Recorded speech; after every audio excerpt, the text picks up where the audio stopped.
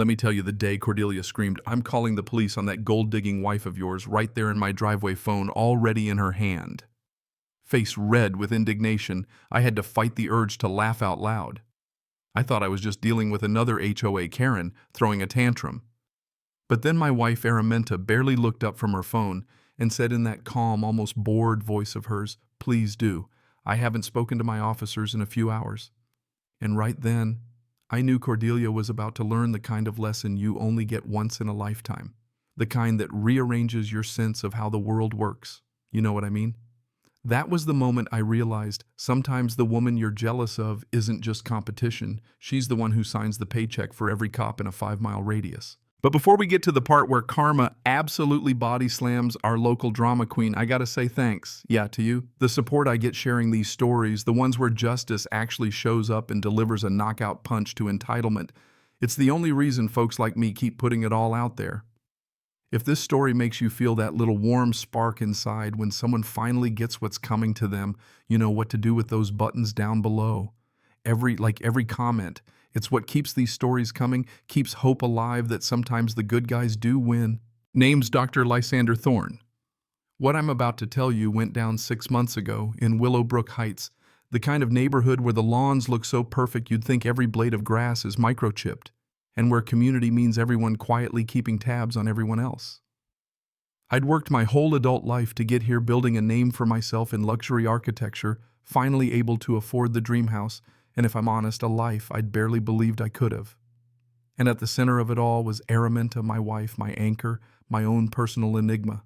Ara, she just has this gravity about her. You can feel it when she walks into a room, the way people go a little straighter, the way even strangers pick up on it and treat her with respect, like she's someone you should listen to. The servers in fancy restaurants rush to pull out her chair.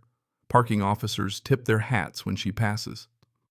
She drives an old Crown Vic that looks straight off a detective show, takes calls at odd hours about departmental issues, and there's a gun safe in our closet that she says is just for sport.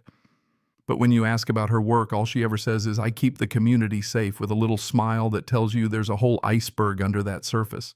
What struck me about Ara, though, is how she moves through the world, always aware, always scanning, like she's rehearsing for a scene that might turn ugly.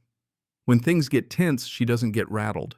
She gets sharper, calmer, starts asking these laser-focused questions about legal authority and procedural compliance, words most people barely understand. It's like watching a judge cross-examine a hostile witness, except she does it with a kind of grace that's almost hypnotic. But if I'd known then just how much that composure would matter, I might have seen Cordelia coming. Now Cordelia. Cordelia Ashworth Vale, she's not your average desperate housewife. She came to Willowbrook Heights 3 years back, post-divorce and flush with settlement. Money snapped up the biggest house on the block and started working the neighborhood like it was a chessboard. Platinum blonde hair, makeup like she's always ready for a magazine cover, and a wardrobe that screams, "I'm here and I'm expensive." The real kicker. She'd spent those 3 years engineering her own social climb, researching every eligible bachelor within 5 miles, memorizing their hobbies, stalking charity galas, you name it. So when I moved in freshly single big-name architect, well, let's just say I fit right into her long-term plan. She'd mapped out her moves like a military operation. Wine classes to impress architect types, courses in small talk for high-end dinner parties, strategic friend-making among local power couples. She figured she'd done the work, so she deserved the prize. Only problem. She didn't factor in the wild card, my sudden marriage to Araminta. Moving day was when the plan crashed. Perfect weather, high-end movers, Ara directing traffic in her element. She made it all look effortless. Cordelia watched the whole show from her window face, going from expectant to shell-shocked in under 5 seconds. She stormed over the second the boxes started rolling in, voice trembling. "You didn't mention you were married." Like I owed her an explanation, as if my life choices needed her sign-off. When I introduced Araminta, my wife of 6 months, Cordelia didn't even fake a smile. She just stared, processing the loss like a hostile takeover. 6 months, she repeated like she was backtracking her entire timeline. She started grilling me about wedding announcements, acting like the local paper was her private intelligence service. Within hours, she was back, armed with a binder of community guidelines, every page seemingly designed to make our lives a little harder. She zeroed in on Ara's car, said it didn't fit the neighborhood aesthetic, whatever that means. We expect something more fitting for an architect's wife, she sniffed, making it painfully obvious who she thought belonged in that role. Ara just smiled, asked for the guidelines in writing, inquired about appeals, procedures, stuff that sounds boring until you realize it's the language of someone who knows how to dismantle power grabs before they get off the ground. But Cordelia wouldn't let up.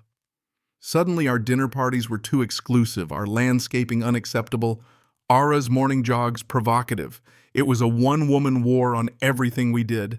Then came the mailbox ambush, Cordelia blocking my path, voice low and loaded with history. Some of us have built our lives here, unlike certain people with government jobs who think they can just take whatever they want. The bitterness in her words was sharp, like she truly believed I'd stolen something from her. And then came the campaign of complaints, noise violations, landscaping, nitpicks, even claims of suspicious activity. But when Officer Martinez showed up about our noisy anniversary party and snapped to attention the moment he saw Ara calling her ma'am with the kind of respect you save for a boss, well, that was my first real clue. Martinez wasn't just some beat cop. He treated Ara like she was the one who wrote the department handbook. Should I handle this through the normal channels or department protocols, he asked, not even bothering to hide it. After that, Cordelia's attacks got more frantic, almost desperate. She started lurking by our trash cans, snapping photos of our mail, insisting Ara must be corrupt because no municipal administrator could live like we did. Ara, ever unflappable, recited city code and state statute at her like she was reading from memory, cool as ice. What you're doing constitutes harassment and stalking under Municipal Code 847.6 and State Statute 18.2-260. She told Cordelia, eyes never wavering. That should have been the end right there, but when someone's convinced the universe owes them a win, facts don't mean a thing. Instead, Cordelia doubled down, filed police reports about corruption, snapped photos of our guests, who, by the way, were mostly law enforcement officers Ara supervised, and then called for a neighborhood meeting to expose my wife as a criminal. She mailed out invitations, prepped a little speech, the whole bit, thinking, I guess that if she made a big enough scene, I'd ditch Ara, and finally realized Cordelia was the hero of this story. Saturday afternoon, the park was packed with neighbors, Cordelia standing in the middle waving a fat folder of evidence. I'm calling for the immediate resignation of Chief Araminta Cross, she shouted, voice high and shaky. The crowd was dead silent.